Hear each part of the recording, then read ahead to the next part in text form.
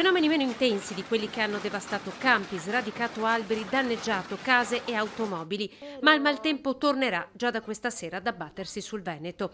Un ciclone centrato sulla Scozia invierà aria più instabile nord atlantica verso le regioni alpine. In serata i temporali potrebbero raggiungere le pianure.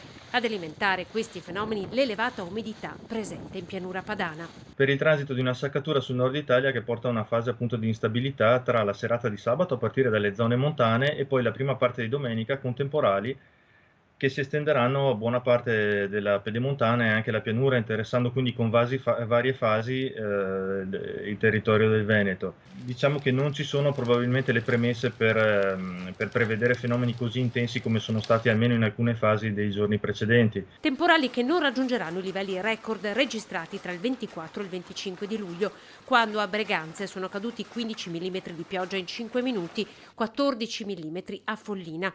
I numeri registrati dal centro ARPAV di Teolo non ammettono contraddittorio. La temperatura in Veneto si sta alzando, mezzo grado ogni 10 anni. Abbiamo già una climatologia ragguardevole di circa 30 anni, lungo i quali abbiamo visto un aumento di 1,5 gradi nella temperatura media della nostra regione. Questo cosa determina? Determina, avendo un'atmosfera più calda, questa ospita più acqua, favorisce maggiormente i fenomeni estremi e quindi conseguentemente più danni da vento, situazioni grandinigene più estreme e quindi tutto questo di conseguenza.